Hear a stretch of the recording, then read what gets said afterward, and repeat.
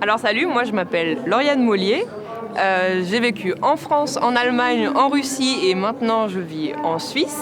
J'ai été candidate pour les élections parlementaires en 2e circonscription de Savoie en 2017. Et puis je suis ici pour soutenir tous les Brexiteurs pour que la démocratie soit enfin respectée en Europe. Parce que ça serait la première fois qu'un non à un référendum sera appliqué. Donc voilà, je les soutiens. J'espère qu'ensuite en France on fera de même. Et voilà, vive la France et vive le Brexit et la Grande-Bretagne. Don't believe that if you Brexit, we will be enemies. You will still be our friend. Regardez dans l'histoire, les Anglais ont toujours été pragmatiques et ont toujours fait passer la souveraineté et la démocratie d'abord, alors faisons de même. Alors Pierre-Alexandre Grey, je suis l'ancien délégué régional pour l'Europe du Nord de l'UPR. Et donc je suis de retour à Londres pour cet événement exceptionnel. On est un peu déçus bien sûr que le Brexit n'ait pas lieu comme prévu aujourd'hui, mais plein d'espoir parce qu'on sait que ça va arriver très vite, d'une façon ou d'une autre. Et voilà, là je viens de France puisque je suis reparti en France il y a 1 an et demi. Alors pour les Anglais, keep on fighting, et pour les Français, prenez exemple et vous voyez à quel point c'est dur avec une classe politique qui a des intérêts divergents et parfois va tout faire pour retarder le processus, donc soyez vigilants. Voilà. Alors mon prénom est Jean-Noël, donc je tenais vraiment à venir pour ce jour historique pour la Grande-Bretagne, car ils avaient donc décidé de partir le 29, mais on va quand même fêter pour soutenir les Britanniques et espérer qu'ils partiront bientôt de cette prison des peuples. Et un petit mot pour les Français du coup il faut faire comme les Britanniques, il faut continuer le combat et peut-être qu'on arrivera à être libéré de cette dictature. Voilà. Je m'appelle Gayane Petrosian. Je suis d'origine arménienne, nationalisée espagnole, mais déjà pas longtemps, mais je vis en France. Et quand la première fois j'ai écouté Asselineau, j'étais absolument merveillée pour cet homme, pour la culture, pour à quel point c'est un homme très profond qu'il voit vraiment ce qui se passe dans le monde, qui devient de plus en plus fou. Et je crois que c'est la chance, énorme chance pour la France d'avoir un homme de cette qualité, de cette envergure, qui est Asselineau. Et c'est notre salvation, je crois, pas seulement pour la France, mais je me permets de dire pour le monde entier. Pour le monde entier. Pour les Britanniques. Ah oui, bravo Britanniques, quel courage, quelle union dans cette peuple. Je suis merveillée, vraiment merveillée. Et j'espère que ça ne va pas traîner longtemps et qu'il va réussir tout ce qu'il veut, le peuple. Vraiment, la liberté, fraternité, égalité pour l'Angleterre, pour la... Nous, on est Français de Suisse, donc je suis très concernée du fait qu'on vit la démocratie directe dans notre pays. Enfin, notre pays, on a la double nationalité franco-suisse, donc voilà, la démocratie directe, on l'éprouve au quotidien dans notre façon de vivre, et voilà. Après, en ce qui concerne le Brexit, moi j'ai un énorme espoir que ça puisse se concrétiser, parce que j'ai l'impression que c'est vraiment le domino qui va faire, le premier domino qui fera toute la suite de ce beau mouvement. Et voilà, je suis très fière d'être upériste parce que c'est aussi une lutte pour chacun de nous d'être upériste, parce qu'on doit aussi tellement être à contresens de la pensée courante. Donc c'est vrai que c'est aussi une preuve de courage, d'affirmer ses opinions politiques. Moi, ça m'a énormément formée en fait d'écouter François Asselineau. Donc j'ai énormément de reconnaissance et puis je suis très fière de faire partie de ce mouvement. Des questions Voilà. Qu'est-ce que vous avez pensé de ces personnes qui sont venues ce soir C'est édifiant. C'est édifiant. Je trouve que c'est à nouveau, à chaque mouvement auquel j'ai pu participer pour l'UPR, j'ai toujours rencontré des personnes qui avaient des idées nobles, qui défendent des valeurs qui sont, de mon point de vue, très nobles. Donc en fait, tous les orateurs que j'ai pu entendre ce soir m'ont confirmé dans mes opinions aussi personnelles. Donc voilà, c'est édifiant. Voilà. Voilà. Donc au 12 avril, on attend, on espère. Eh bien, en anglais ou en français? Non, mais...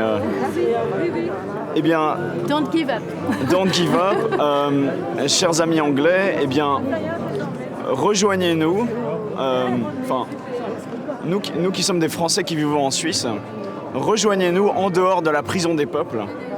Et s'il vous plaît, entraînez la France avec. Voilà.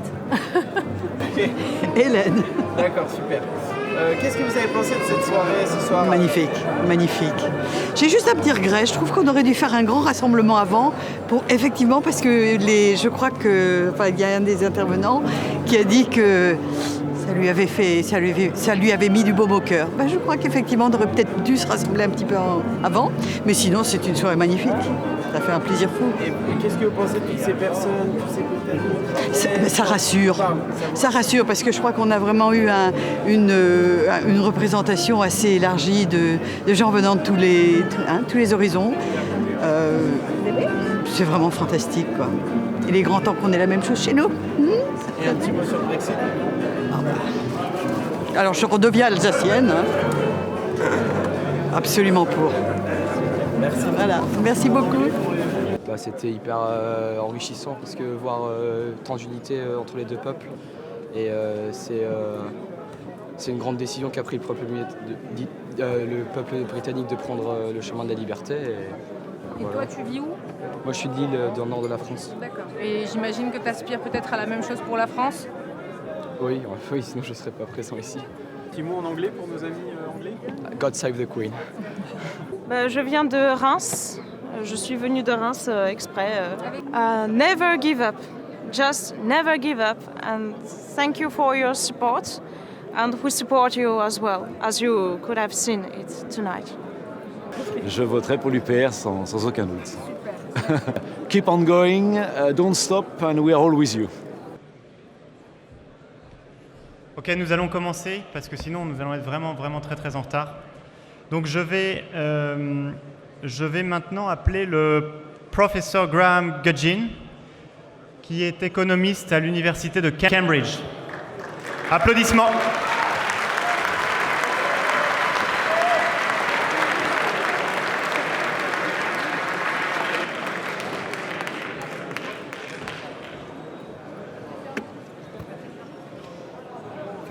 Thank you very much. Merci. Indeed. Merci beaucoup.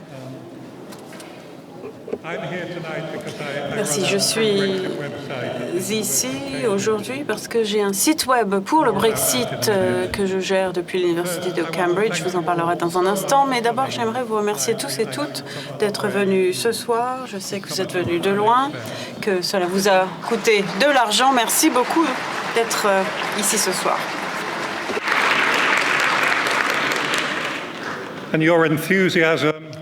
Et votre enthousiasme, vos drapeaux, vos chants ont été une véritable inspiration pour nous. Alors merci beaucoup du fond du cœur.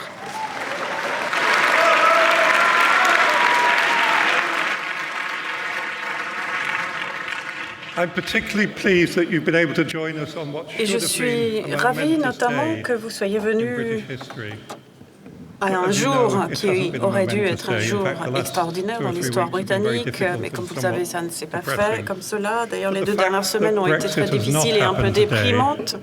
Mais le fait que le Brexit n'ait pas eu lieu aujourd'hui nous montre tout simplement ce contre quoi il faut lutter. Je pense que ce serait la même chose pour vous en France. Ce n'est pas juste l'élite arrogante de Bruxelles contre laquelle il faut lutter, mais c'est celle de nos propres pays. Et d'ailleurs, je pense que c'est ça le problème surtout.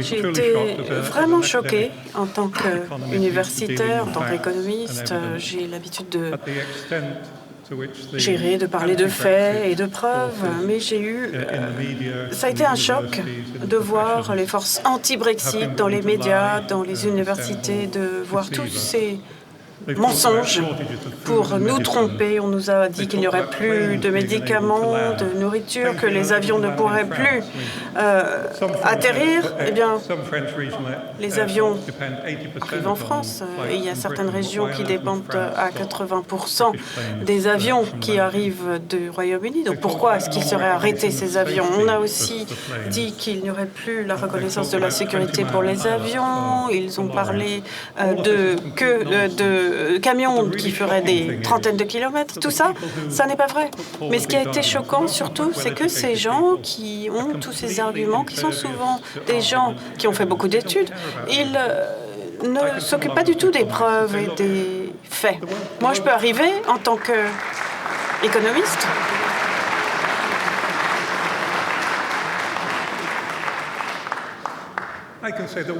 et je peux leur dire non, il n'y aura pas de queue, de camions, d'embouteillage à Calais, puisque le directeur du port de Calais, de Boulogne, nous a dit qu'ils sont prêts pour le Brexit, qu'il y ait un deal ou pas de deal. Il n'y aura pas d'embouteillage. Et moi, je le dis aux gens de l'université de Cambridge, et ils me disent non, moi, ça ne m'intéresse pas. Je ne veux pas le savoir. Et c'est vraiment très choquant. Et le professeur Robert Toombs, qui est professeur d'histoire française à Cambridge, a lancé ce site web avec moi-même. Donc, depuis l'université de Cambridge, nous avons fait cela parce que à chaque fois, on nous disait que les gens qui soutenaient le Brexit n'étaient pas des gens intelligents, n'avaient pas fait d'études, avaient été trompés, on leur avait menti.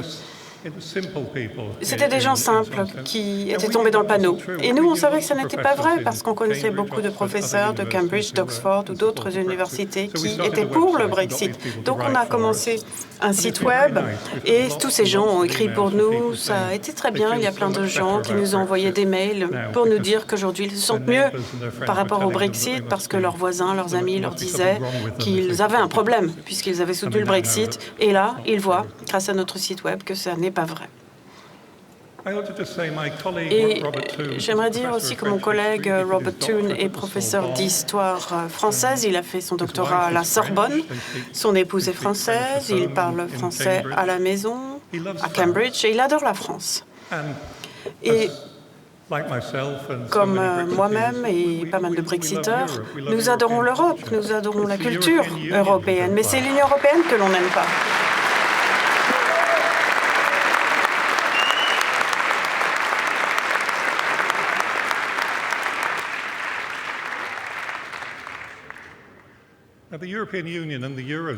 L'Union européenne et la zone euro, dont malheureusement la France fait partie, si je puis dire, c'est l'une des économies les plus lentes du monde.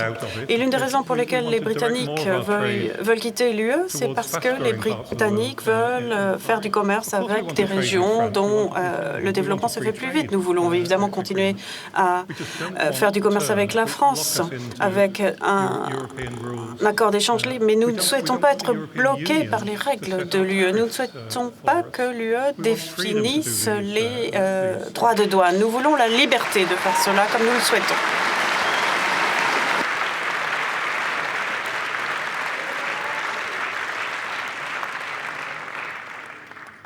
L'UE,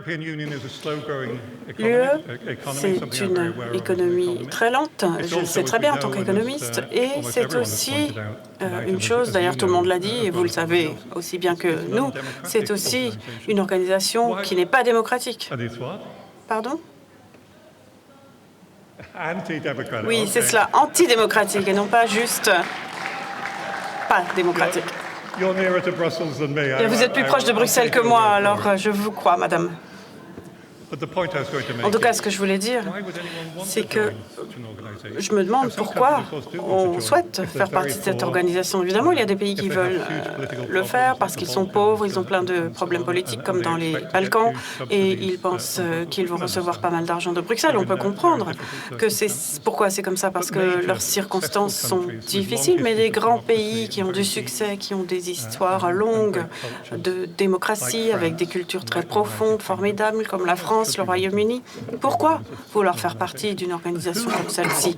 Et qui, dans cette salle, ou d'ailleurs n'importe où, qui pense que si on n'était plus membre, est-ce que l'on voudrait rejoindre l'UE aujourd'hui? Moi, je ne crois pas. Alors, Monsieur le Président, je suis ravie que nous ayez montré cette date, l'année 1940. C'est très particulier, parce qu'en 1940, mon père était en France, il était dans la Royal Air Force, il est passé par Saint-Nazaire, et ensuite, le père de mon épouse en faisait aussi partie.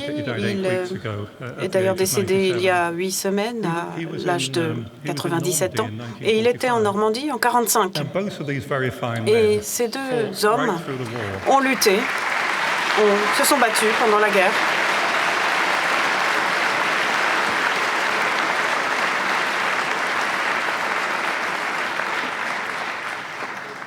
Ils se sont battus pour libérer l'Europe et ils ne se sont pas battus pour libérer l'Europe pour que le Royaume-Uni devienne une province des États-Unis d'Europe ou de l'Union européenne. Aujourd'hui, ils sont tous les deux partis, ils ne savent pas du tout ce qui se passe ici, mais ma génération, ainsi que celle de mes enfants, elle peut faire quelque chose et nous sommes déterminés pour que le Royaume-Uni quitte l'Union européenne et j'espère que la France nous suivra de près. Merci beaucoup.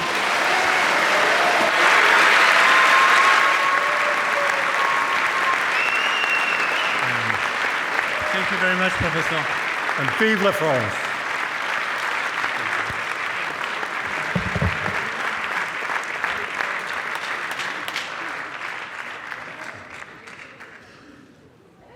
Thank you very much, Professor. So I am now calling Mr. Jim Reynolds, who is the Honorary Secretary and former Chair of Campaign for an Independent Britain. So welcome to you.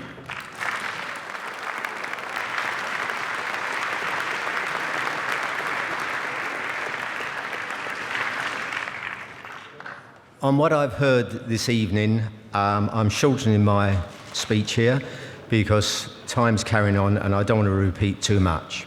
Essayer de ne pas répéter, donc what I will say is, dear friends, un petit peu moins longtemps que prévu. it is a pleasure and an honor to be invited c'est un véritable plaisir, un honneur d'être invité à vous parler au nom de la campagne pour une Grande-Bretagne indépendante. Nous sommes continuously active group la campaigning to leave the European Union. La plus we were founded in 1969 by members of Parliament and other politicians. Nous avons été fondés dans les années 60. Thank you. Individuals, par des independent parties joined with qui other then ne faisaient pas existing forcément groups, partie some of which are de affiliates partis to politiques this avec day. d'autres groupes, des We are a groupes qui cross-party sont affiliés constitutional group aujourd'hui campaigning encore. Nous for the United représentons Kingdom, différents partis, including nous Northern faisons Ireland, to campagne return pour to que le democratic Royaume-Uni, y compris self-government, and l'Irlande du one of the founder Nord, members retrouve the Alliance of une gouvernance et nous faisons partie d'un mouvement critique qui couvre toute l'Europe. Et pourquoi est-ce que j'ai rejoint ce groupe en 1985? C'est tout d'abord parce que je voulais lutter pour la démocratie et ensuite parce que je voulais préserver toutes les cultures formidables que nous avons partout en Europe.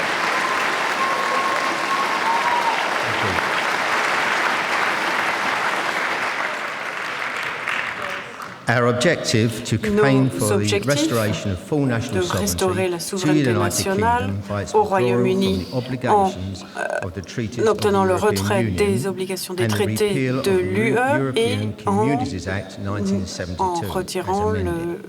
la loi de de la Communauté européenne de 1972 pour que le Royaume-Uni puisse coopérer de manière libre avec les autres nations comme il le souhaite. Nous sommes donc internationalistes.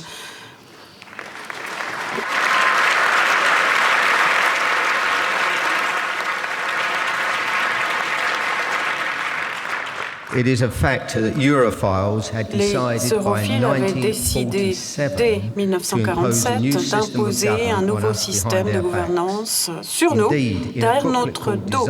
Et d'ailleurs, dans un livret nommé Design for Europe, il était évident qu'aucun gouvernement dépendant du vote démocratique ne pouvait se mettre d'accord à l'avance au sacrifice impliqué. Les Britanniques doivent être menés de manière lente et inconsciente pour abandonner leur défense économique traditionnelle. C'est ce qui est noté dans ce livre par quelqu'un qui avait été ministre des Finances et président du Parti conservateur. Et donc, un pays qui avait dépensé beaucoup d'argent et de sang pour la défense de la démocratie, ce pays devait ne plus avoir rien pour rejoindre un nouveau style de gouvernement où les gens resteraient dans l'ignorance. Et ceci a été prévu par quelqu'un de mon propre pays. Les sentiments pro-indépendance sont souvent nommés des sentiments de droite. Mais souvent, lorsque l'on s'est réveillé face à cette réalité, c'était des gens du Parti travailliste. C'est dès les années 50, le Premier ministre travailliste Clement Attlee avait dit qu'il n'y avait aucune façon pour le Royaume-Uni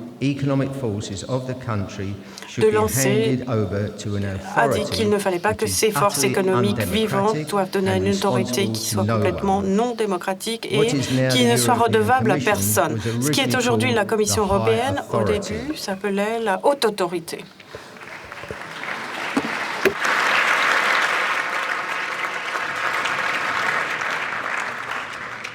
The most famous comment from Labour was by the party leader Hugh Gaitskell at the 1962 party conference la conférence de 1962 pour rejoindre la communauté européenne. Il nous a dit que c'était contraire à des milliers d'années d'histoire. C'était quelqu'un qui savait à l'époque, et nous avions aussi Edward Heath à l'époque, qui en tant que Premier ministre conservateur nous a menés dans la CE 10 ans plus tard. Et en 1960, Lord Kilmer, le chancelier, avait écrit à Heath en disant que rejoindre la CEE signifierait que le Parlement serait seulement un organisme qui tamponne des papiers. Mais tout ceci ce conseil resterait un secret officiel, comme si nous étions en guerre pendant 30 ans. Et en 1971, il évoquait la souveraineté nationale. Et Heath nous a menti, il a menti à ce sujet à l'époque. Et pour finir, j'aimerais aussi parler du général de Gaulle. Et lui n'a pas été un allié très facile parce qu'il apportait le fardeau de la liberté de son pays, mais puisqu'il nous a permis de rester à l'écart du projet européen, nous devons le remercier jusque dans les années 70.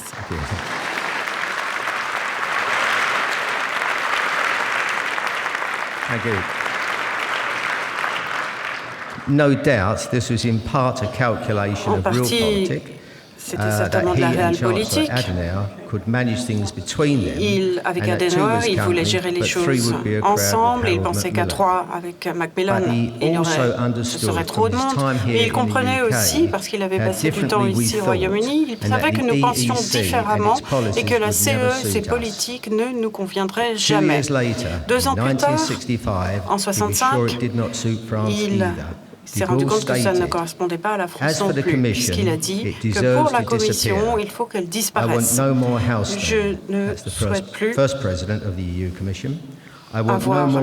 ce président, je ne veux rien avoir avec ces gens-là, je ne veux pas faire de business avec ces gens. Le problème, c'est que c'est une mafia des supranationalistes.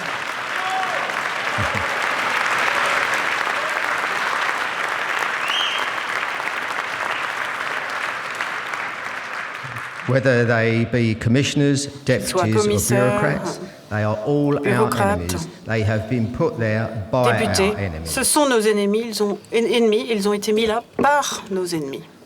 Finally, Et puis pour finir, pour résumer, j'ai un conseil à vous donner, c'est de ne jamais abandonner, de continuer à faire campagne, de parler aux Français, de leur expliquer ce que c'est vraiment l'UE.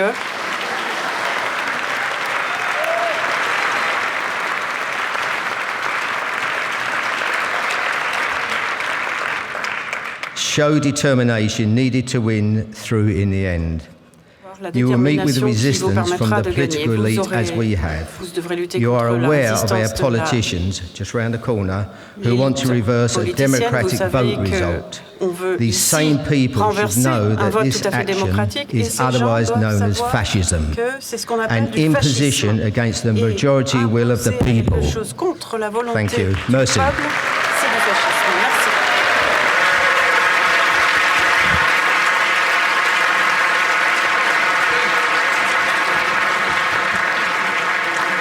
Thank you very much, Jim.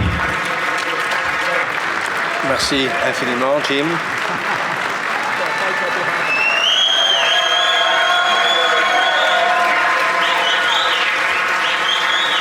On vous entend pas assez.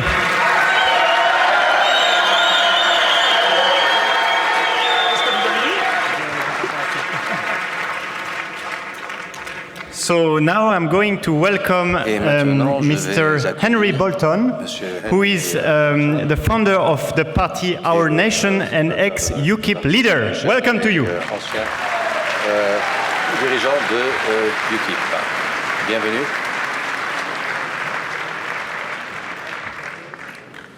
Well, I'm going to cut my speech brief as well because time is pressing. But I would like to thank Francois and Dimitri very much for putting all this together and for inviting me. And it is a great privilege to address you all, and even more so when I've heard how far some of you have travelled. A heartfelt thank you, thank you, thank you. Donc vraiment du fond du cœur, merci, merci et merci.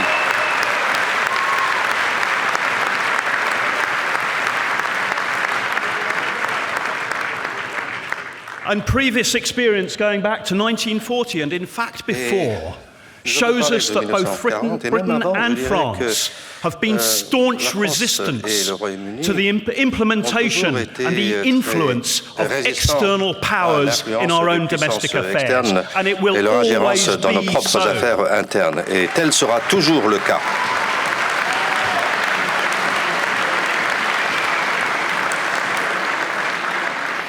The European Union, over the last 40 L'Union years or européenne, so, has infected pendant les 40 and has dernières encroached années, on all of our a institutions. infecté véritablement toutes nos institutions, les responsables politiques, les partis politiques et nos fonctionnaires. Il y a eu une invasion lente de bureaucrates non élus à Bruxelles et ceci doit cesser pour nous tous.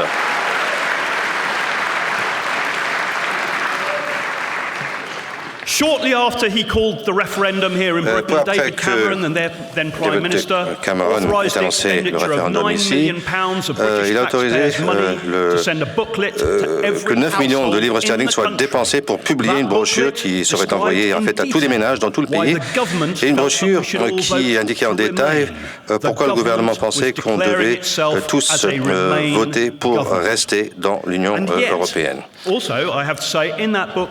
Et pourtant, je dois dire, dans cette brochure, ce même gouvernement dit « Mais c'est à vous de jouer, à vous de décider. Nous respecterons votre décision et nous la mettrons en œuvre. » Eh bien, c'est de la foutaise. On ne peut pas avoir confiance dans un gouvernement qui souhaite demeurer dans l'Union européenne, qui est attaché à l'Union européenne.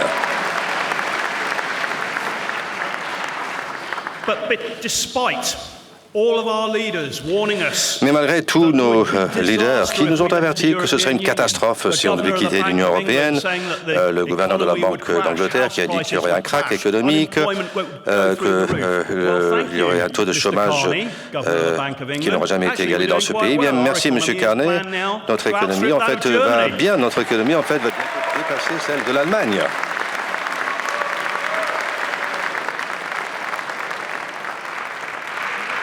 Our unemployment is lower than it's been for decades. Est plus bas qu'il l'a été depuis des décennies. House prices are getting Le up. prix de l'immobilier eh bien, nous n'avons pas à nous en inquiéter. Donc ne croyez pas dans les institutions qui s'opposent à vous. Résistez-leur et c'est un conseil que je peux vous donner. Soyez forts.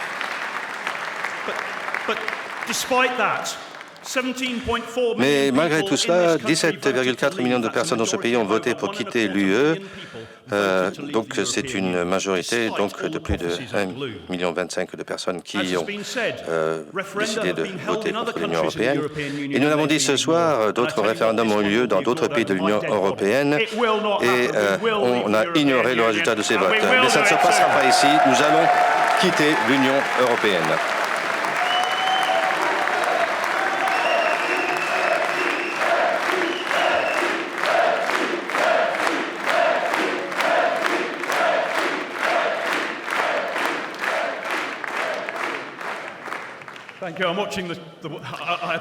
Merci. Merci infiniment, mais je sais que l'heure tourne également et j'ai promis d'être bref. Alors pourquoi souhaitons-nous quitter l'Union européenne après le départ du Royaume-Uni? Aucun de nos responsables politiques ne nous a brossé un avenir très prometteur. C'est parce qu'ils ne veulent pas quitter. Mais moi, je veux que mon pays, comme vous, soit un pays qui soit confiant en lui-même, qui fasse du commerce dans le monde entier, tourné vers l'extérieur. C'est notre droit, c'est ce que nous exigeons et c'est ce pourquoi nous lutterons. Cependant, il y a des forces qui s'opposent à nous et ce n'est que si nous sommes déterminés que nous vaincrons. Et c'est pour cela qu'aujourd'hui n'est pas Brexit Day, c'est parce que nous avons ces forces qui s'opposent à nous et nous devons être fermes. Vous l'avez entendu déjà ce soir, n'arrêtez jamais de faire campagne. L'indépendance, c'est quelque chose que vous gagnez, mais il faut que vous continuez à lutter pour maintenir cette indépendance. Et pour cela, il faut toujours faire campagne.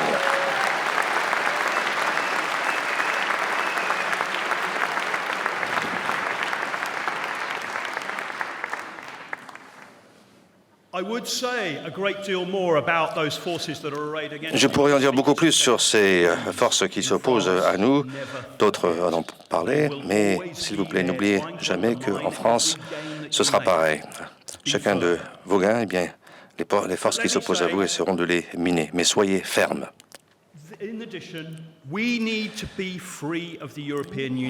De plus, il nous faut nous libérer de l'Union européenne, car si nous souhaitons être prospères et confiants, tournés vers l'avenir et vers l'extérieur, eh bien, dans notre nation, dans nos communautés, dans nos villes, dans nos villages, il nous faut pouvoir identifier nos propres besoins, nos propres priorités et nos propres solutions.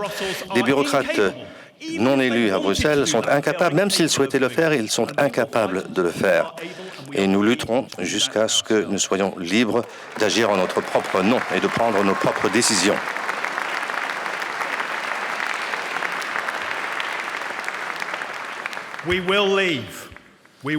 Nous quitterons l'Union européenne, et bientôt.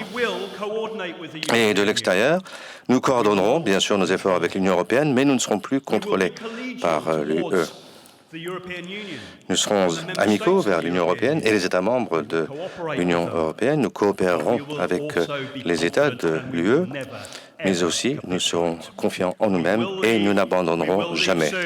Nous quitterons l'UE bientôt, et nous, le Royaume-Uni et la France, pays qui dans le monde entier ont répandu les principes de la liberté, de la justice, de l'égalité, eh bien nous serons des défenseurs de ces droits. Merci infiniment.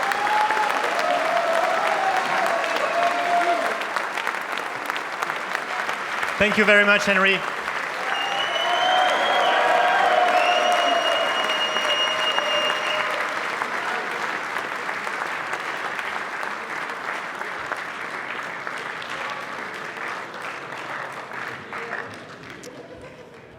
So we are now, we have 3 people left.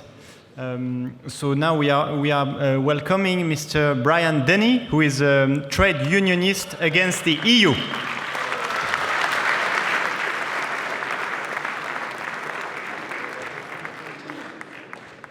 Bonsoir! This is fantastic. Can you come all the time? C'est merveilleux. Est-ce que vous pourriez toujours être là, s'il vous plaît? I want to bring solidarity greetings from the millions of trade unionists that voted. J'aimerais donc vous saluer de la part des millions de syndicalistes qui ont voté pour Brexit. On ne nous en parle jamais, puisqu'on nous dit que la Confédération des syndicats britanniques, bien sûr, la TUC, la CBI sont pro-UE, mais des millions de travailleurs en juin 2016 se sont prononcés clairement. On nous a dit il y a 30 ans, lorsque Jacques Delors est venu visiter la TUC, et il a dit, bien, il n'y aurait pas de chômage, nous aurions le plein emploi, il y aurait des droits pour les travailleurs, on aurait une meilleure météo aussi dans notre pays. Et bien 30 ans plus tard, on s'est rendu compte que c'était un mensonge à l'époque, et c'est toujours un mensonge.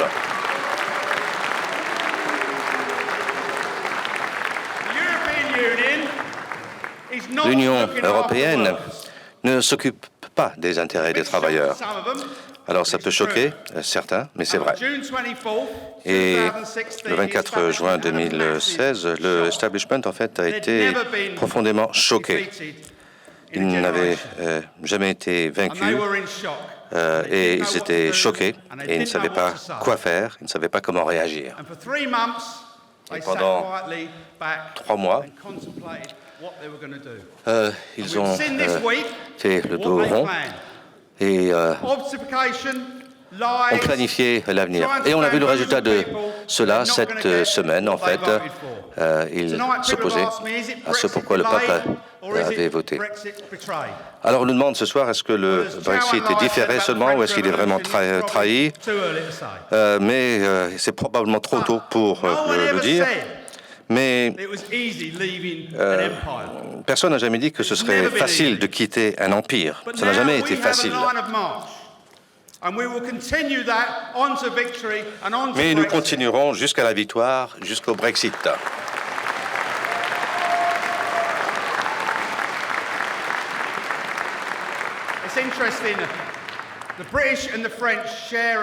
Les Britanniques et les Français partagent en fait une histoire, mais qui est contradictoire. En fait, nous avons tous deux un passé impérialiste que je ne peux pas célébrer en tant que syndicaliste, mais nous partageons également un passé différent, un avenir différent, et un passé de liberté, d'égalité, de démocratie que nous partageons et qui nous permet, sur les bases du passé, de construire un monde meilleur à l'avenir. L'Union européenne, c'est le XXe siècle et n'est plus adaptée à ce nouveau siècle. Et nous avons une autre propre révolution bien avant la vôtre, mais la vôtre était beaucoup plus stylée que la nôtre. Il y a 350 ans, nous avions un roi fou qui s'opposait au Parlement. Et le peuple a su quoi en faire. Et aujourd'hui, nous avons un Parlement Remain qui s'oppose au peuple. Et le peuple également fera le nécessaire.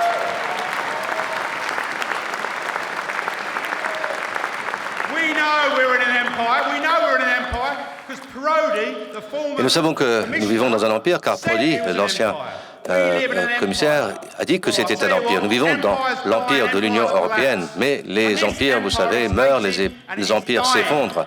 Et cet empire est sur le point de mourir. Et l'avenir, c'est vous.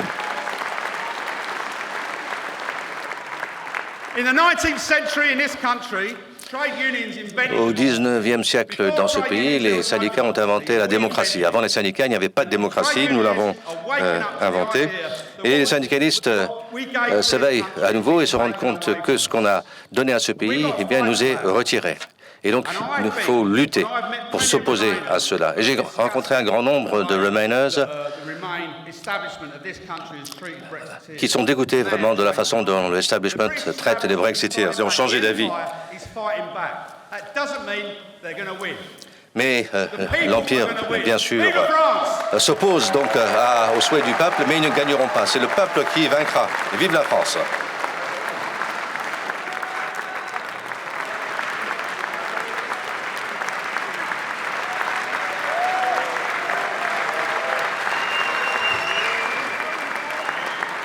Thank you very much, Brian. Thank you.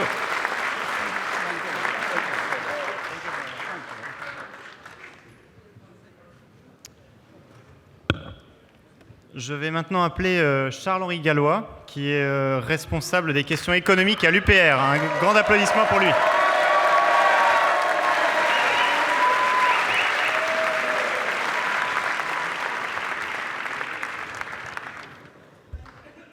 Bon, déjà, qui a dit que les Français et les Britanniques ne s'entendaient pas? Non, trêve de plaisanterie, en tout cas, pour ceux qui étaient à la manifestation tout à l'heure, c'est vrai que ça a été assez émouvant de voir les Français et les Britanniques réunis. On a pu voir les Britanniques qui faisaient une haie d'honneur aux Français qui étaient là pour les appuyer pour le Brexit et pour célébrer le Frexit. Merci à vous.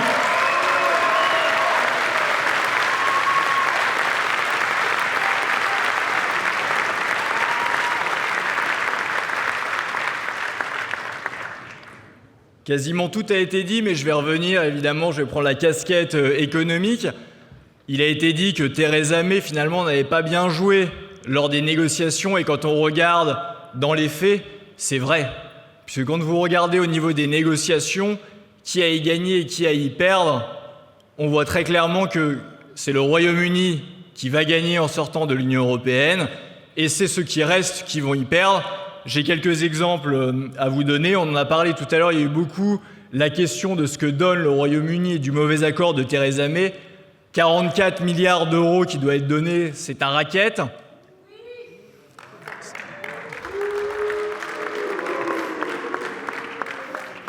Le surcoût des normes pour l'Union européenne qui sont appliquées au niveau du Royaume-Uni, on parle de 32 milliards d'euros par an de surcoût, c'est-à-dire que tout ce qui a été dit, les PME, les TPE doivent appliquer ces normes, ils doivent employer des consultants, ils doivent employer des frais externes, et ça coûte, comme dirait Macron, un pognon de dingue à toute l'économie britannique et à l'économie française.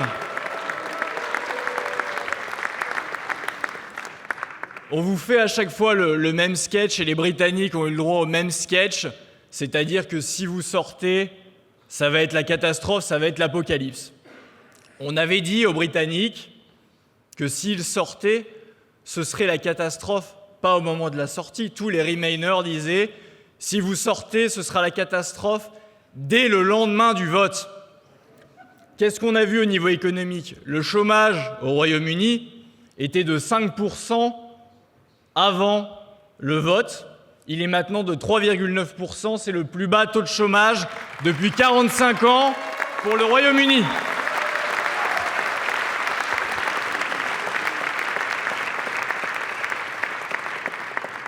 On parle souvent de pouvoir d'achat, je ne vais pas vous apprendre la crise des gilets jaunes en France. Pour l'information, les salaires ont augmenté au Royaume-Uni de 3,4%. On aimerait en avoir autant en France.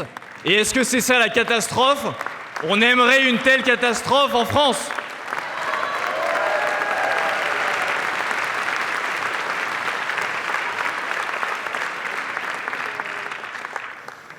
La réalité, c'est qui a tout à perdre dans une sortie sans accord du Royaume-Uni, c'est l'Union européenne. Si vous prenez juste les biens, le Royaume-Uni a un déficit de 180 milliards d'euros, dont 110 milliards avec l'Union européenne. C'est près de 40 milliards pour l'Allemagne. Donc qui ne veut pas d'une sortie sans accord? C'est évidemment l'Allemagne qui a peur que le Royaume-Uni, au lieu d'acheter des produits allemands, achète demain des produits australiens, néo-zélandais, et n'achète plus des produits allemands. Donc c'est l'Union européenne qui a tout à perdre à une sortie sans accord du Royaume-Uni.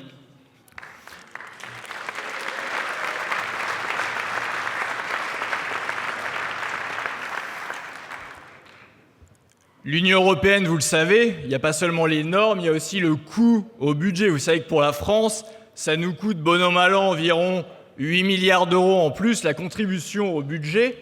Mais il faut savoir qu'il va falloir financer, pour ceux qui restent au sein de l'Union européenne et tous les contributeurs nets, dont la France, il va falloir financer la sortie du Royaume-Uni. Donc le déficit fiscal, par exemple, de la France, va passer de l'ordre de 8 milliards à 14 milliards d'euros. Donc ceux à qui ça va coûter, c'est évidemment à l'Union européenne et à ceux qui restent. D'autant que les eurofanatiques, je ne sais pas si vous avez suivi un petit peu le dossier, veulent augmenter le budget de l'Union européenne, malgré la sortie du Royaume-Uni, de 18%. Donc on est face exactement à des eurofanatiques. Et la morale de l'histoire, c'est quoi? Vous l'avez vu, Theresa May, comme j'ai expliqué, a toutes les cartes en main pour sortir le Royaume-Uni de l'Union européenne et à des conditions meilleures pour le Royaume-Uni. L'Union européenne, comme d'habitude, a tout à perdre là-dedans, mais au lieu de faciliter un accord qui bénéficierait aux deux parties, l'Union européenne, c'est une secte. Et la secte, qu'est-ce qu'elle fait? La secte veut punir le membre qui veut sortir et reprendre sa liberté.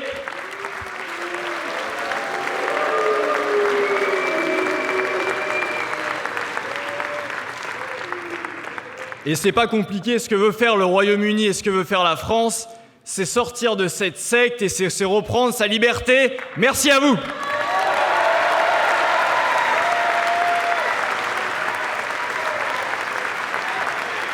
Merci Charles-Henri. Brexit.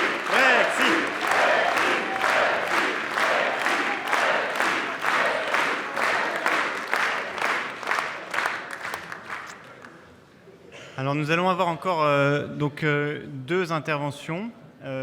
D'abord Vincent Brousseau. Je voudrais profiter du fait qu'on arrive un petit peu vers la fin de cet événement pour remercier quelques personnes qui ont joué un rôle clé dans le succès de cet événement. Et en tout premier lieu, ceux qui ont travaillé à mes côtés pour organiser tout ça. Donc en premier lieu, Michael, qui vous a trouvé cette salle magnifique. Donc gros applaudissements pour Michael. Je sais pas où il est. Michael, tu nous entends? Michael, il est là-bas. Il est dans le couloir derrière. Appelez-le.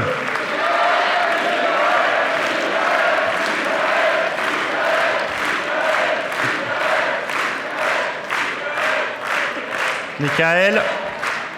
Bon.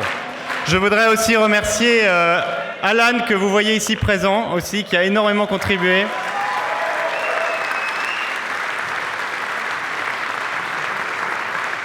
Michael.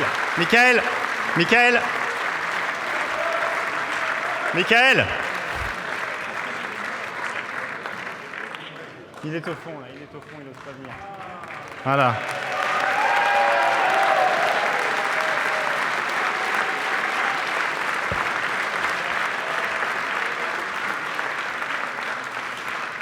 Voilà, on peut remercier aussi plein d'autres personnes. On peut remercier Vincent, Valérien, Jean-Paul, Patrick. Voilà, tous sont quelque part dans la salle. Je ne pourrais pas tous les nommer, donc excusez-moi si j'en oublie. Voilà. Et aussi, tout particulièrement, je voudrais aussi remercier Laure Avaux, qui a vraiment été formidable pour l'organisation logistique. Où est Laure ?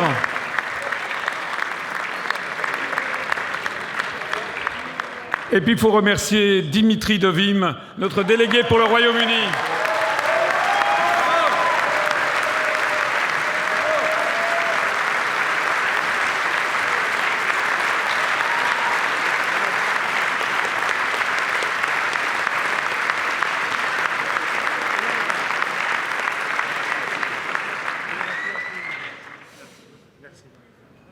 Et donc avant de donner la parole à Vincent Brousseau, je voudrais juste partager cette petite citation de la reine Elisabeth II qu'elle a prononcée lors de sa visite en France en 1972, une visite officielle, une citation que je trouve très à propos.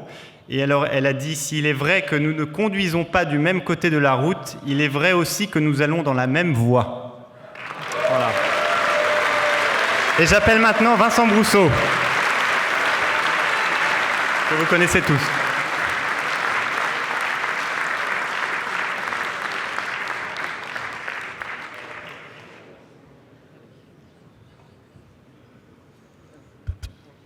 Allô ?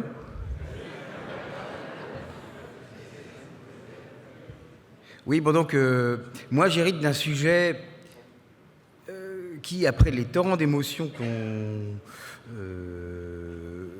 qu'ont provoqué les orateurs précédents, va sembler un peu terne. Et c'est bien avant. Mais c'est pas tout à fait inintéressant.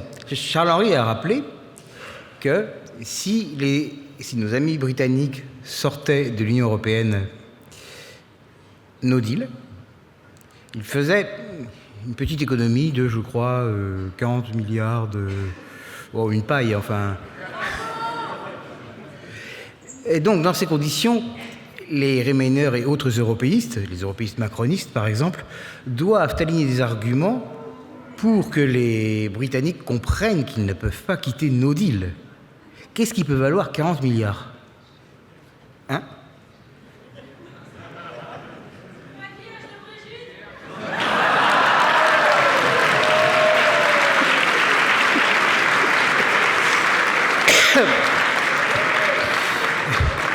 Oui, alors ils n'ont pas pensé à ça, mais ils ont pensé à un truc qu'on appelle la City. La City, c'est, si vous voulez, une espèce de quartier professionnel qui existe là, dans Londres, et où on emploie des gens qui ont une spécialité professionnelle particulière et qui rapportent beaucoup d'argent à l'Angleterre. Qui rapportent beaucoup d'argent à l'Angleterre simplement parce que c'est localisé en Angleterre, pour nulle autre raison.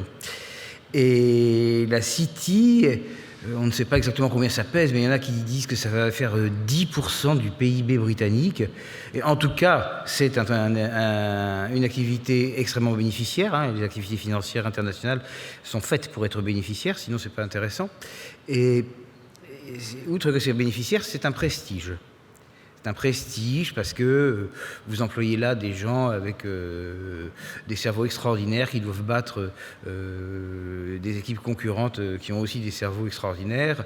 Et rassembler la crème de la crème de ces gens-là dans quelques kilomètres carrés au bord de la Tamise, c'est aussi un élément de prestige. Alors je ne sais pas si ça fait vraiment 10% du PIB du Royaume-Uni, mais c'est en tout cas important.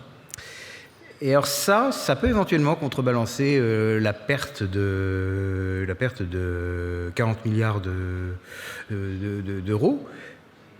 On est dans une taille possible. Et donc l'européiste moyen va avoir tendance à se dire « Ah oui, mais quand les Anglais auront quitté l'Union européenne, ils vont perdre la City. La City ne leur appartiendra plus. Elle déménagera à Paris, elle déménagera à Francfort, elle déménagera où vous voulez, à Malte, mais elle n'appartiendra plus au Royaume-Uni. » Et c'est un argument de Project Fear qui peut marcher, parce que les Anglais savent que la City, c'est important pour eux, parce qu'on ne voit pas... enfin, ce sont des chiffres tellement grands d'un côté comme de l'autre qu'on n'est pas sûr de qu'est-ce qui est le plus important. Et c'est ainsi que, si vous écoutez les médias français, qui sont tous macronistes, après je parle des mainstream médias, vous avez certainement déjà dû entendre cette histoire extraordinaire, comme quoi, quand le Royaume-Uni aura quitté l'Union européenne, alors la City déménagera, elle s'envolera à tire d'aile pour aller vers telle autre location. Vous l'avez déjà entendu? Beaucoup de fois? C'était prononcé par des gens sérieux? Mais ils avaient l'air sérieux. Ils avaient l'air compétents. C'était genre... ils savent. Et si vous n'êtes pas d'accord, c'est parce que vous ne savez pas, que vous n'êtes que des riens. Et en fait, votre seul défaut, c'est que vous n'avez pas de mémoire. En effet, la même histoire nous a été servie il y a 20 ans, par les mêmes gens, pour les mêmes raisons, dans les mêmes circonstances. Rien ne s'est produit, évidemment. Et vous vous en rappelez plus. Mais moi, je m'en rappelle, parce que il y a 20 ans, dans les années 95, 96, 97, j'étais déjà dans la profession financière depuis un moment. Non seulement j'étais déjà adulte, non seulement j'avais déjà mes diplômes, mais j'avais déjà de l'expérience professionnelle en matière de finance. Et en 95, 96, 97, bien que le Royaume-Uni ait eu sa clause d'exemption dans le traité c'était Maastricht, celui-là, où il y avait marqué les hautes parties contractantes reconnaissent que la Grande-Bretagne n'a pas pris l'engagement de se mettre dans l'euro. On espérait quand même, enfin quand je dis on, c'est les élites espéraient quand même que la gentille Angleterre accepterait de rentrer dans l'euro. Si vous vous en souvenez, à cette époque, il y avait un truc qui s'appelait l'écu, une espèce de monnaie de panier, et en fait, le poids de la livre sterling dans l'écu n'était pas nul, il y en avait un peu. L'écu comptait un petit peu de livres sterling. Et la possibilité que la Grande-Bretagne puisse entrer dans l'euro ne paraissait pas complètement exclue. Même si la Grande-Bretagne s'était réservé le droit de ne pas rentrer dans l'euro, on espérait bien la convaincre. Et alors, à cette époque-là, années 95, 96, 97, on a commencé à raconter, vous savez pas quoi? Que si jamais la Grande-Bretagne ne rentrait pas dans l'euro, alors elle allait perdre la City, qui allait s'envoler vers d'autres locations, Paris, Francfort, Malte, on ne savait pas trop où, mais elle allait s'en aller. Et ça a été répété avec autant de vigueur et de détermination que ça l'est aujourd'hui. Mais vous ne vous en rappelez plus. Parce que c'était il y a plus de 20 ans, parce que c'est quand même pas un sujet qui est au top des préoccupations des gens. Et donc, ils peuvent réutiliser une histoire identique, à 20 ans d'intervalle, pour le même but. Et étant placé dans des circonstances extrêmement analogues, parce que là, ce qui est en jeu, c'est que l'Angleterre sorte ou ne sorte pas de l'Union européenne. Ce qui était alors en jeu, c'était que l'Angleterre rentre ou ne rentre pas dans l'euro. Enfin, c'est très similaire. Alors, une fois que vous vous rappelez de ça, bon, d'abord, vous pouvez remarquer un truc, c'est que ce qui s'est passé ensuite, c'est que la City n'a pas explosé. Ce qui s'est passé ensuite, c'est que l'Angleterre a campé sur ses positions, elle a dit, eh ben non, c'est pas vrai, moi je garde ma livre sterling et allez vous faire cuire un œuf. Et il ne s'est pas ensuivi que la City of London se soit effondrée. Elle est toujours là, toujours florissante aujourd'hui, il ne s'est rien produit. D'accord? Donc déjà, cette histoire qu'on vous avait vendue une fois, avec des gens à la télé qui avaient l'air très compétents et qui n'avaient jamais de contradicteurs, vous savez maintenant qu'elle est fausse, parce que c'est du passé, tout est du passé. C'est de l'histoire écrite. Par conséquent, vous pouvez présumer que l'histoire que les médias macronistes ou la BBC vous sert, comme quoi la pauvre Grande-Bretagne va être privée de sa City si jamais elle ne paye pas ses 40 milliards, c'est probablement faux aussi. Non? Donc ça, c'est un premier truc. Le deuxième truc qu'il faut remarquer, c'est qu'ils ont l'impunité, parce qu'ils peuvent jouer sur ce phénomène de mémoire évanescente. C'est-à-dire que dans 20 ans d'ici, donc vers 2040 à peu près, alors que Asselineau commencera son 3e mandat,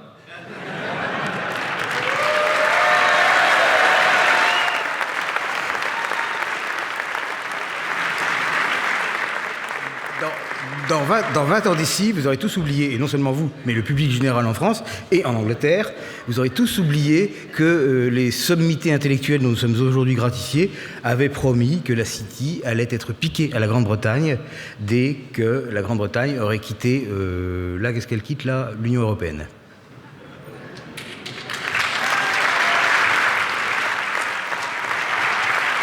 Et par conséquent, c'est gratuit. Ils n'ont jamais de punition. Ils disent des bêtises plus grosses qu'eux, mais ils savent qu'ils ne seront pas punis, parce que quand il sera devenu évident que c'était des bêtises, plus personne ne se sera rappelé qu'il l'avait dit. Et la preuve en est que c'est exactement ce qui s'est passé pour l'histoire qui avait été débitée en 97. Et nous sommes maintenant en 2019. Donc, je voudrais que ça vous invite à considérer les théories que les gens vous présentent unanimement dans les médias avec une certaine suspicion. Bon, je sais que certains d'entre vous n'ont pas besoin d'encouragement là-dedans pour aller dans cette direction. Hein? Mais enfin, cet exemple devrait pouvoir convaincre même ceux dans votre entourage qui n'ont pas les mêmes tendances horriblement complotistes. Après tout, si ça s'est passé une fois, ça peut bien se passer une seconde fois. Un mécanisme qui s'est déjà déroulé une fois, vous savez comment il va se dérouler la deuxième fois. C'est pas comme si vous extrapoliez. C'est pas comme si vous faisiez des hypothèses.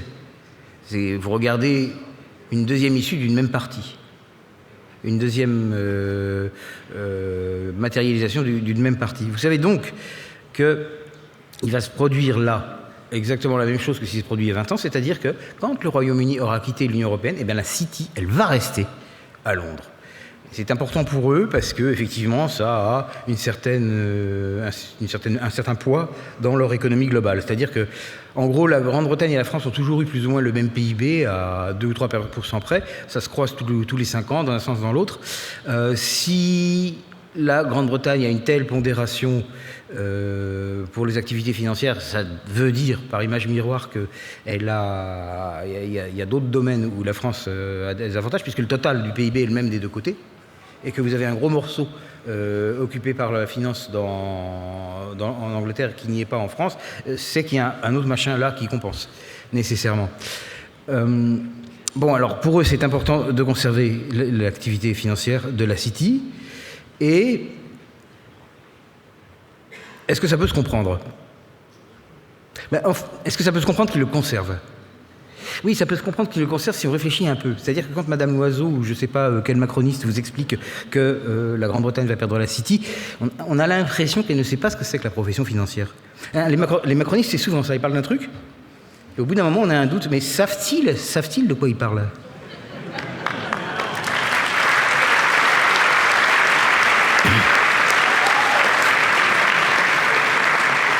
Il se trouvait, comme je vous l'ai dit, que je connaissais le sujet à la fin des années 90, et je connaissais le sujet, et j'ai donc moi-même, alors que j'étais quand même à cette époque un vilain européiste, j'ai eu un petit doute en entendant cette fable. Parce que voilà, ce qui fait la valeur ajoutée de cette activité particulière, c'est pas des processus matériels, c'est pas du fraisage de métal, c'est pas la construction de roues dentées, c'est entièrement mental. Et par conséquent, la valeur ajoutée, elle est dans la matière grise des gens qui font ça. L'output matériel, c'est presque rien. C'est appuyer sur des boutons et c'est la seule chose que fait la finance de manière matérielle. Donc, en réalité, ça peut très facilement être dématérialisé comme activité. Ce sont des gens qui ont besoin des compétences les uns des autres pour être performants. Et donc déjà, vous voyez les conditions de création d'une communauté professionnelle. Ils ne peuvent pas être loin les uns des autres. Ils ne peuvent pas être loin les uns des autres, mais ils peuvent être loin de n'importe quel truc matériel. C'est-à-dire, je rentre un peu dans les détails. Imaginez qu'à Londres ou à New York, vous traitiez des titres de dette d'État, dette gouvernementale d'État. Enfin, la dette d'État, quoi. Vous traitez ça pour, non pas votre pays, mais pour tous les pays qui vous tombent sous la main. C'est-à-dire que la dette d'État japonaise se traite à Londres et à New York aussi bien qu'à Tokyo, d'accord? Alors, il est bien évident qu'il y a des aspects comment dirais-je, de plomberie qui impliquent que quelque chose soit au Japon, hein, puisqu'on parle de dette d'État japonaise. Mais ça ne concerne pas le trading. C'est-à-dire que comme les titres sont dématérialisés, vous devez avoir que quelque part, ils sont rangés dans un silo qui, pour des raisons juridiques, doit nécessairement se trouver dans la juridiction japonaise. Mais vous vous doutez bien que ça n'empêche pas New York de traiter les obligations japonaises. Ça ne confère pas à Tokyo un avantage spécial pour traiter les obligations japonaises. Et donc ça ne confère pas à Londres ou à New York un inconvénient spécial pour traiter les obligations japonaises. Et vous faites ce raisonnement pour tous les pays et vous voyez que, en fait, Londres et New York, ils s'en foutent de où sont les silos où on range les titres. Mais votre macroniste, ça c'est pour les années actuelles, ou votre expert des années, de la fin des années 90, il n'a pas l'air de le savoir. Parce qu'il dit... Oui, mais vous vous rendez compte, les titres vont être matérialisés quelque part en Union européenne, les titres de l'Union européenne, qui sont évidemment les plus importants pour l'Angleterre, puisque l'Union européenne fait plus que l'Angleterre en termes de taille. Ils vont être localisés en Union européenne et pas en Angleterre. Donc l'Angleterre a un défaut là-dessus, un inconvénient, un désavantage. Elle a un désavantage, et puisqu'elle a un désavantage, elle va perdre, et ça va être la raison pour laquelle... Mais non, c'est pas possible. Ça n'est pas possible, puisque en fait la localisation de ce truc-là, si c'est un problème, ça serait un problème pour tous les pays. Tandis que l'Angleterre ne se contente pas de traiter les titres de dette d'État des pays de l'Union européenne, mais aussi ceux du Mexique, de la Russie, de la Turquie, des États-Unis, de l'Angleterre elle-même, bien sûr, et enfin de tout. Donc, si c'était vraiment un inconvénient, il n'y a pas une minute à réfléchir. Si c'était vraiment un inconvénient, ils auraient été inconvéniencés sur tous les pays. Alors, ce n'est pas le cas, manifestement, puisque tout est chez eux. Donc, à ce moment-là, vous pouvez vous dire, on est en train de me bluffer. Vous pouvez aussi penser que, puisque la valeur ajoutée provient du cerveau des gens, et qu'ils soient en contact les uns avec les autres, à partir du moment où vous avez une communauté professionnelle qui est groupée dans un endroit précis, c'est difficile de la faire bouger.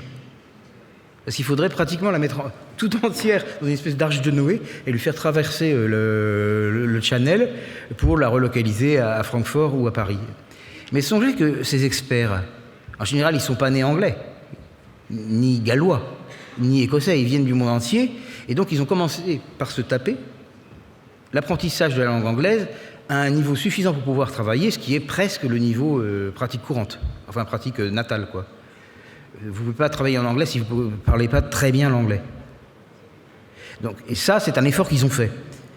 Et après, vous allez leur dire, bah oui, puis alors tu vas faire le même effort, mais pour le français ou pour l'allemand, parce que comme on délocalise la City à Francfort ou à Paris, eh ben, il faut bien que tu puisses gérer ta vie quotidienne. Il va falloir que tu parles au juge si jamais tu as un procès, aux médecins, aux dentistes, aux pédiatres si jamais tu as des enfants, à la crèche pour tes enfants, à l'établissement scolaire pour tes enfants, au notaire parce que si tu veux acheter un bien, etc., etc., tu dois apprendre, outre l'anglais, à un niveau très élevé, la langue locale à un niveau très élevé. Vous croyez que ça va les tenter, les traders, de refaire ce qu'ils ont déjà fait une fois?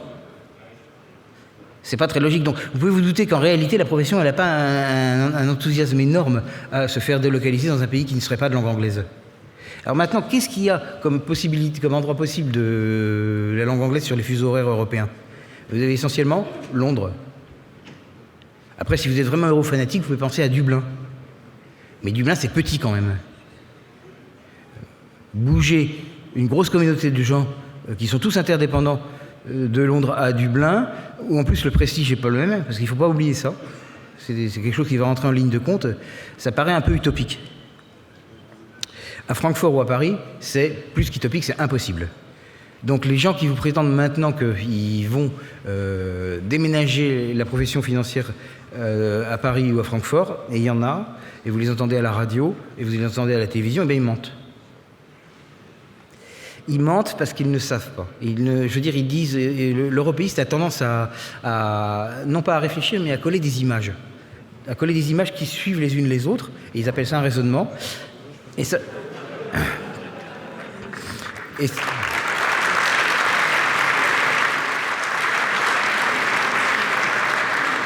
ça, c'est une technique qui paraît pas très sûre, mais elle marche dans un cas, quand vous pouvez être assuré de ne pas avoir de contradiction.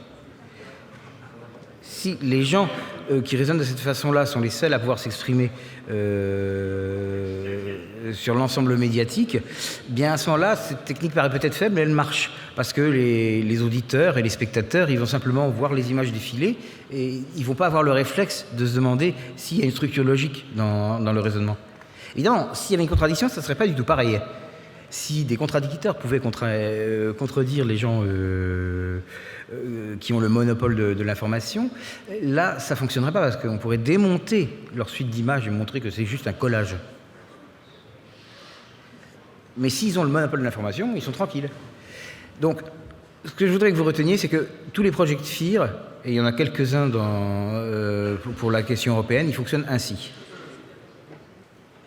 Des images fortes, qui ont l'air à vaguement reliées de manière logique, mais qui ne le sont pas, et qui sont proposées comme un discours unique. C'est un peu plus élaboré que ce qui se faisait en URSS.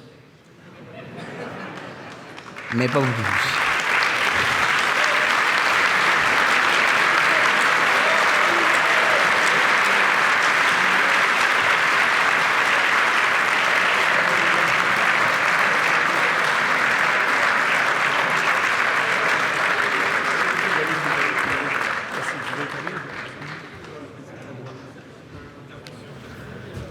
Apparemment, c'est fini. Merci, Vincent.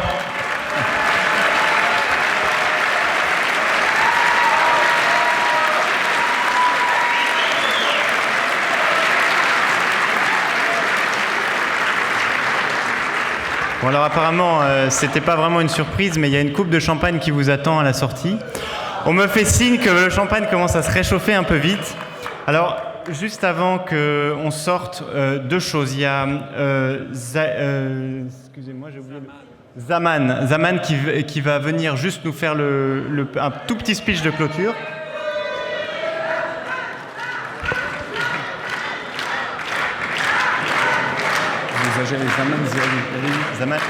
Zaman Ziaoui. Et on voudrait aussi vous remercier tous du fond du cœur pour votre présence ici, parce qu'on sait que certains sont venus de très loin, on sait que Londres est une ville très chère, que vous avez tous dû payer pour venir là, que ça vous a demandé des efforts, du temps, que vous avez dû prendre des congés. Donc vraiment un immense merci à vous tous qui êtes venus en masse à Londres.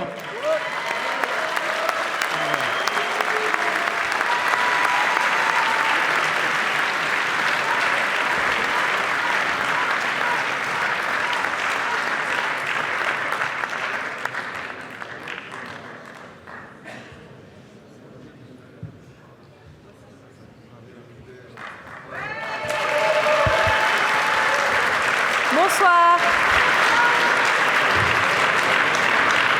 Est-ce que ça va? Je vous ai pas entendu.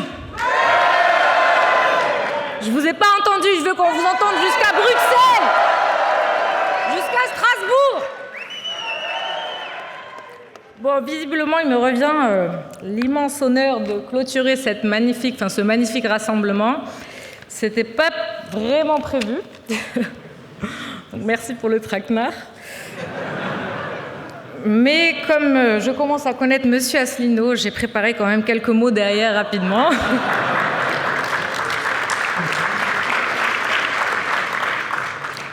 Donc je tiens déjà vraiment à vous dire que je suis très émue et très honorée d'être ici, de voir qu'on est aussi nombreux. J'imagine comme beaucoup d'entre vous, en tout cas moi personnellement, ça me remplit d'espoir pour l'avenir. Je pense qu'on vit ici aujourd'hui un moment historique, comme ça a été dit et répété plusieurs fois au cours de la soirée. Je suis très heureuse d'être ici également pour soutenir les Britanniques, mais surtout pour célébrer avec eux et avec vous le courage, l'engagement et la pugnacité de ce peuple.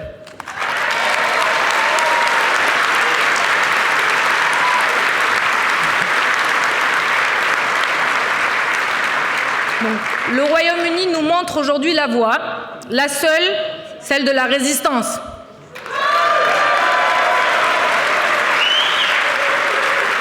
Il nous donne l'exemple, maintenant à nous, Français, de le suivre.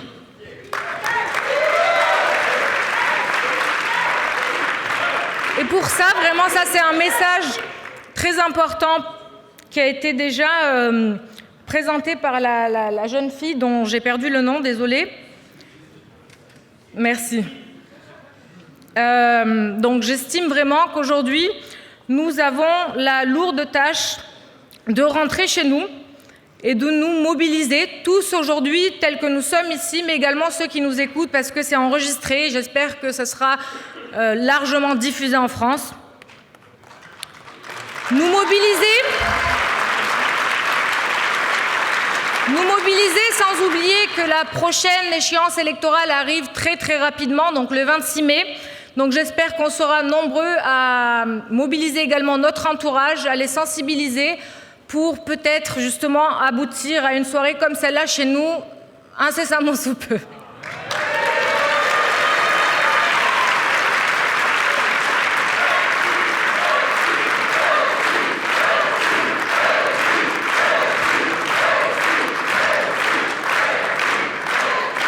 À notre tour d'aller exprimer, mais surtout d'aller imposer la voix et la souveraineté du peuple français dans ce Parlement, symbole du bullshit démocratique.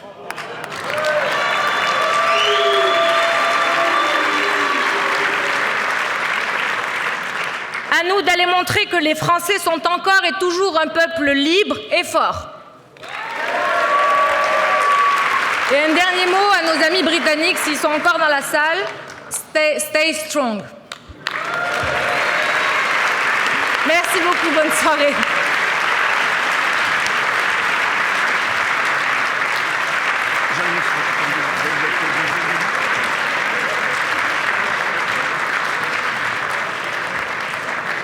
Alors j'ai deux mots encore à dire. D'abord, nous allons, juste avant d'aller prendre le champagne, nous allons chanter les deux hymnes nationaux. Et je vous demande d'y faire attention. Et puis, la surprise, c'était pas la bouteille de champagne qui était prévue, c'était pas les hymnes nationaux. La surprise, c'est que j'ai le plaisir de dire que Zaman Ziaoui sera numéro 2 sur la liste pour les élections européennes avec moi.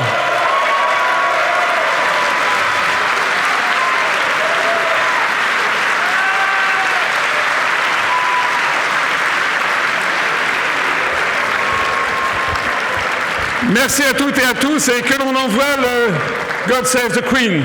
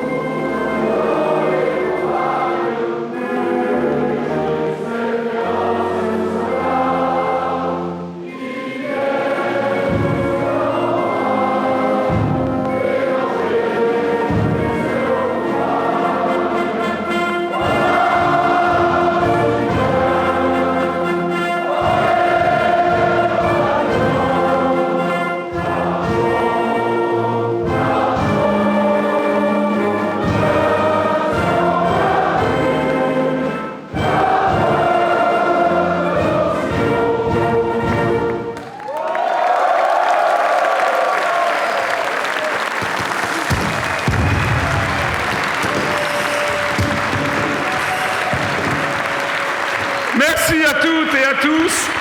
Vive le Royaume-Uni, libre et indépendant, vive la France libre, de nouveau à Londres, vive la République française, libre et indépendante. Merci à toutes et à tous. Et maintenant, champagne pour tout le monde.